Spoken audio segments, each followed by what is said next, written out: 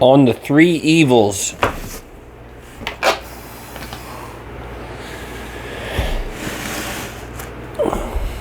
In a dream, in the last dream of the morning, I stood in the foothills today, beyond the world, held scales, and weighed the world. Alas, the jealous dawn came too early and glowed me awake. She is always jealous of my glowing morning dreams. Measurable by him who has time, weighable by a good weigher, reachable by strong wings,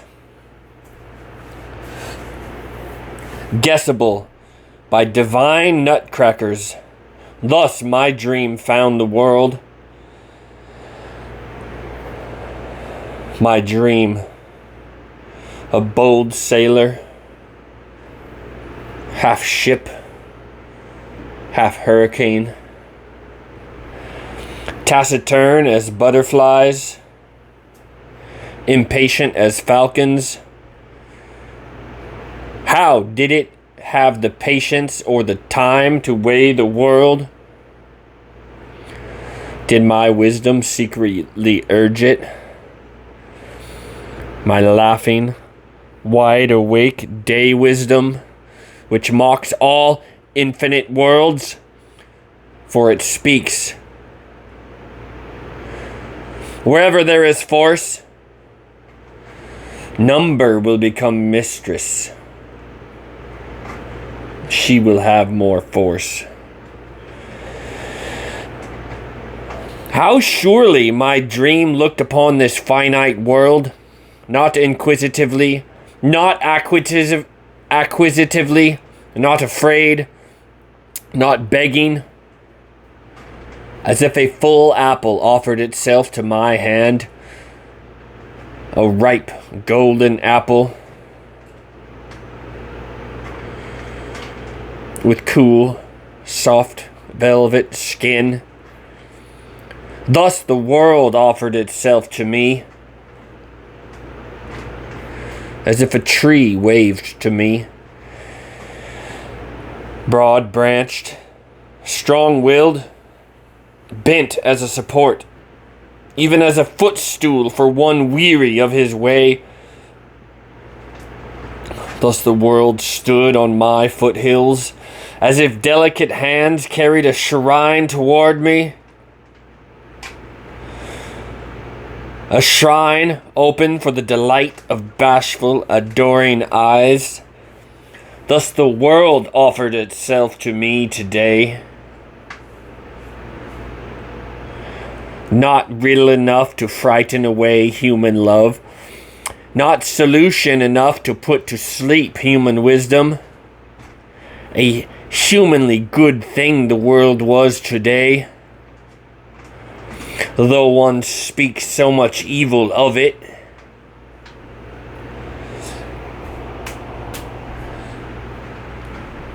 How shall I thank my morning dream that I thus weighed the world this morning?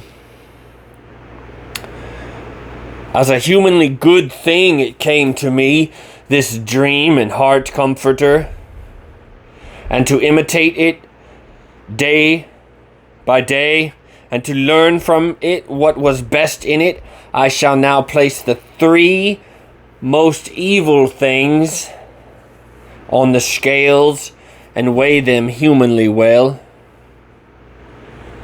He that taught to bless also taught to curse. What are the three best cursed things in the world? I shall put them on the scales.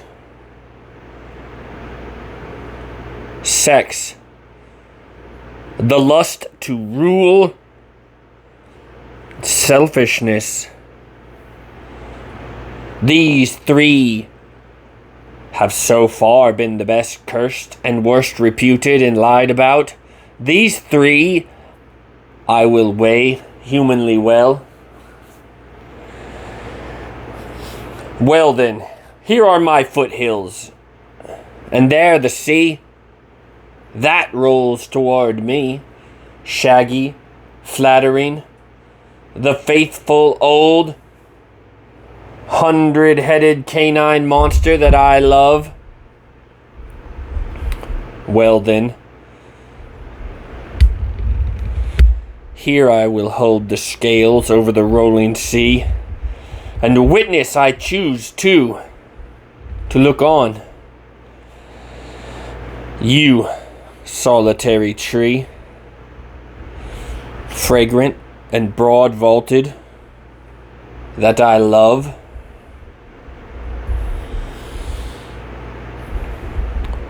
On what bridge does the present pass to the future?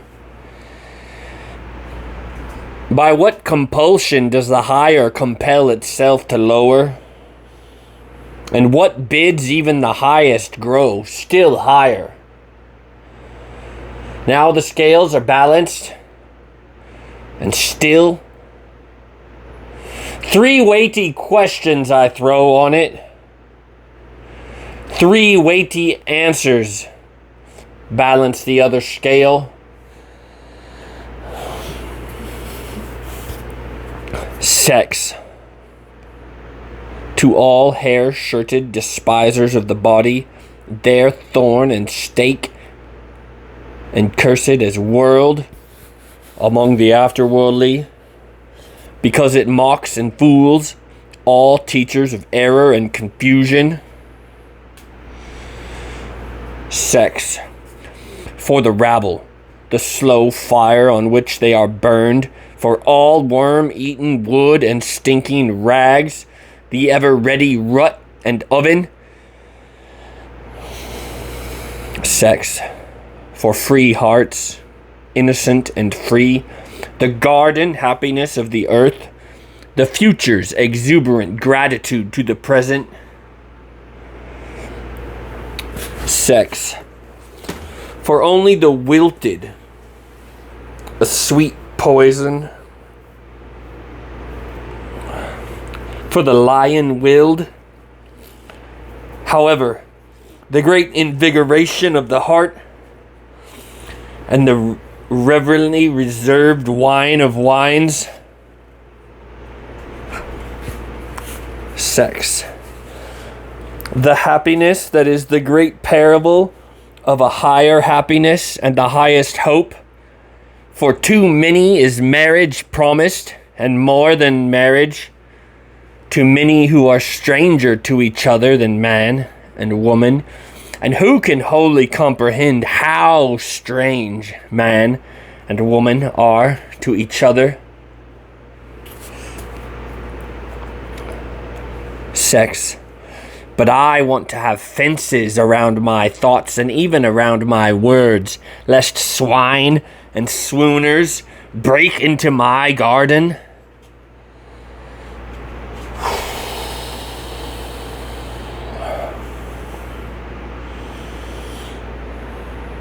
The lust to rule, the scalding scourge of the hardest among the hard-hearted, the hideous torture that is saved up for the cruelest, the dark flame of living peers.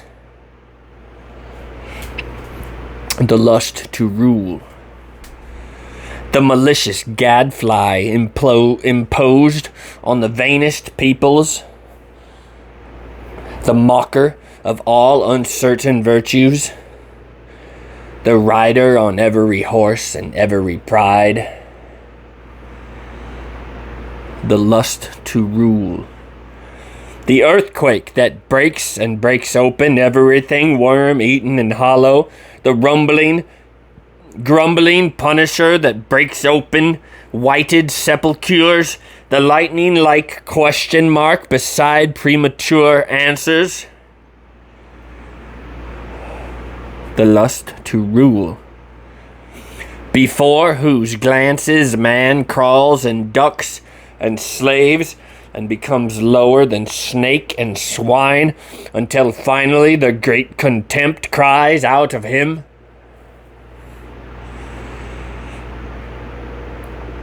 the lust to rule, the terrible teacher of great contempt who preaches away with you to the very faces of cities and empires until it finally cries out of themselves, away with me.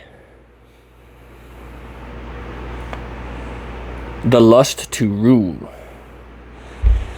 But who would call it lust, when what is high longs downward for power? Verily, there is nothing diseased or lustful in such longing and condescending, that the lonely heights should not remain lonely and self-sufficient eternally, that the mountain should descend to the valley, and the winds of the height to the low plains. Oh, who were to find the right name for such longing, gift-giving virtue? Thus the Zarathustra once named the unnameable.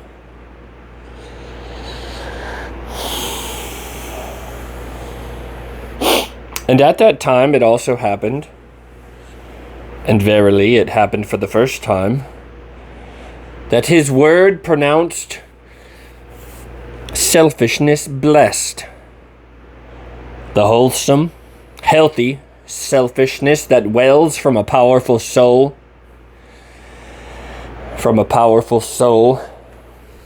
to which belongs the high body, beautiful, triumphant, refreshing, around which everything becomes a mirror. The supple, persuasive body, the dancer whose parable and epitome is the self-enjoying soul. The self-enjoyment of such bodies and souls calls itself virtue. With its words about good and bad, such self-enjoyment screens itself as with sacred groves. With the names of its happiness, it banishes from its presence whatever is contemptible. From its presence, it banishes whatever is cowardly. It says, bad. That is cowardly. Contemptible to its mind is anyone who always worries, sighs, is miserable, and also anyone who picks up even the smallest advantages. It also despises all wisdom that wallows in grief. For verily there is also wisdom that blooms in the dark, a nightshade wisdom, which always sighs, all is vain.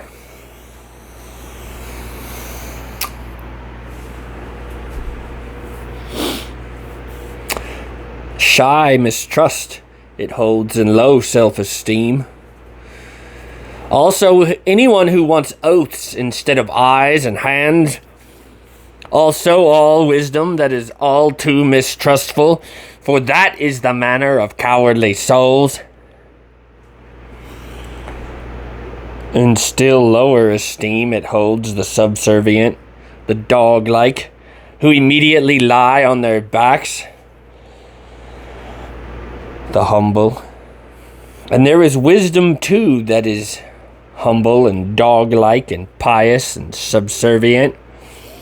Altogether hateful and nauseating it finds those who never offer resistance, who swallow poisonous spittle and evil glances, the all too patient, all suffering, always satisfied, for that is servile.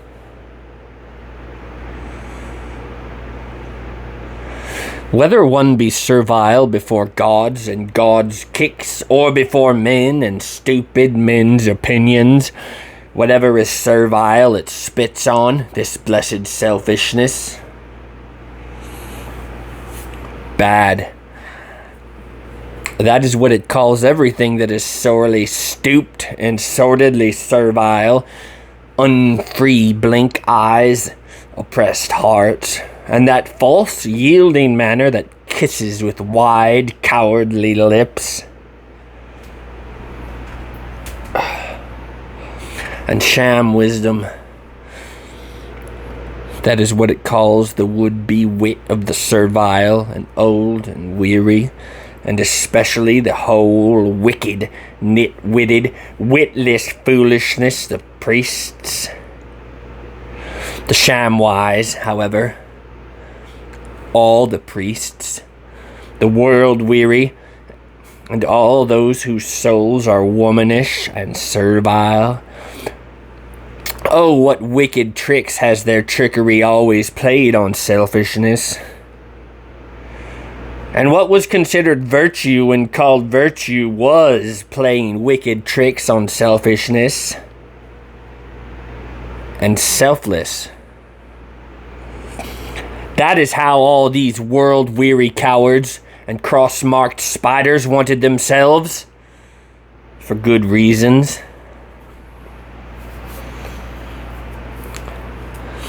But for all these, the day is now at hand. The change, the sword of judgment, the great noon. Much shall be revealed there. And whoever proclaims the ego wholesome and holy, and selfishness blessed, verily, he will also tell what he knows, foretelling, verily it is at hand, the great noon. Thus spoke Zarathustra.